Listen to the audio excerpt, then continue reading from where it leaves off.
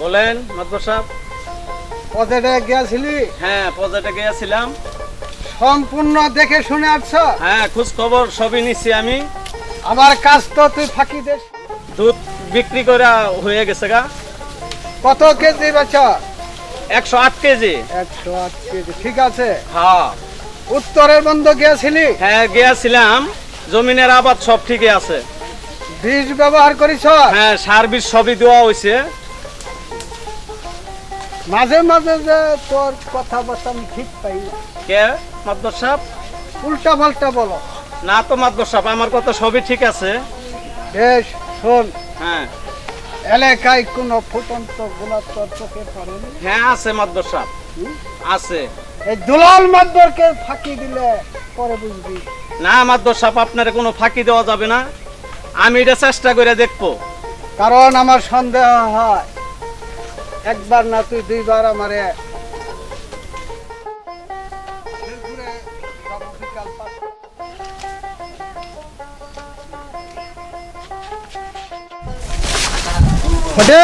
বলেন। পরে গেলি কেন?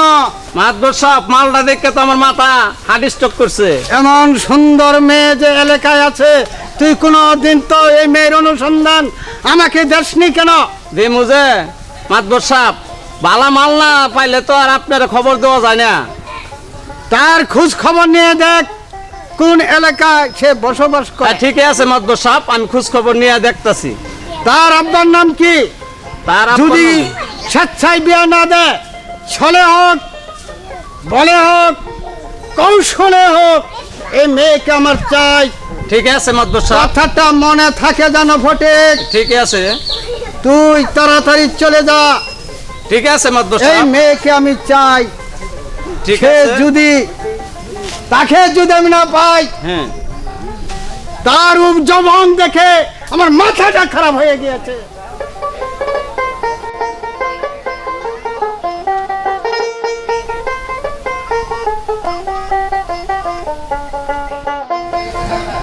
মেয়েটারে তোমার ভালো লেগেছে। কোন গ্রামের মানে বাড়ি, তার আমার বিয়ার প্রস্তাব দিতে হবে। আচ্ছা, আর ভালো লাগতেছে না, আজকে কাজ করবো না, চলে যাবো। শোনো, আমি তোমার যে একদিন দেখছিলাম না, সেদিন থেকে আমি তোমার অনেক খুঁজছি। তোমার আমার খুব ভালো লাগছিল, কিন্তু সত্য কথা কি জানো, আমি তোমার আসলেও পছন্দ করি এবং কি তোমাকে বিয়ে করতে চাই। তুমি সত্যি কি বলতেছে, হ্যাঁ। আপনার খুব ভালো লাগছে। তাই আপনার যেদিন প্রথম দেখছি সেই দিনই আমার আপনার ভালো লাগছে। সত্যি বলতেছ? আমি সেই দিন আপনারা অনেক খোঁজাখুঁজি করছি, আর পাইনি। আমিও তো তোমার অনেক খুঁজছি, কিন্তু আমি পাই নাই। আচ্ছা, আপনি কোথায় থাকেন? মাতাবরের বাড়ি কাজ করি, তার জন্য আমি প্রেমের কথাটা তোমার বলতে পারি না, মনে ভয়, কারণ আমি তো গরিব।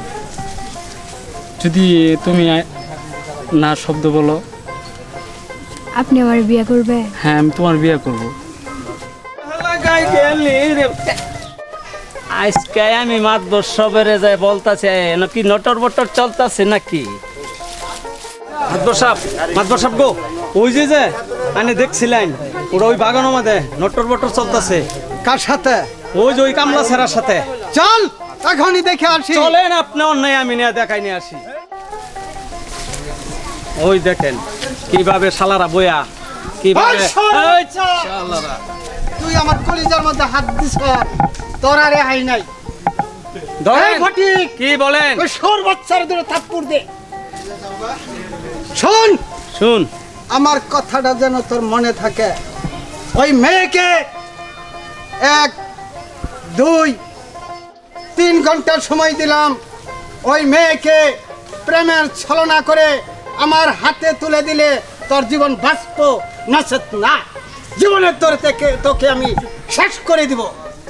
চল ফটিক, এই শহরের বাচ্চা আমার কলিজায় হাত দিছে, যান। মাথা নষ্ট করে ফেলছে। যান দি। কথাটা যেন মনে থাকে। আরে দেখ কে দিমইবা। আমি গরিব মানুষ, দেখি নিজের একটু খবরটা দিয়ে দেখি কি করা যায়। এই এদিকে আসো তো,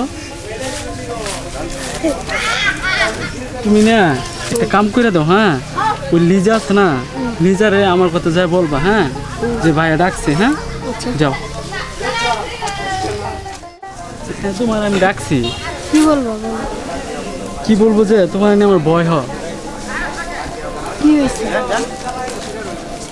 এই ফটিক, হ্যাঁ? আরে বন্ধ ফেল। আর এই হারামজাদিকে আমি উচিত শিক্ষা দিই।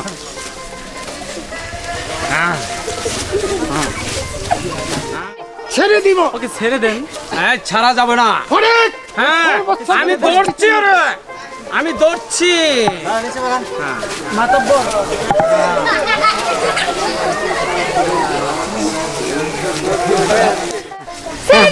ছেড়ে দিব।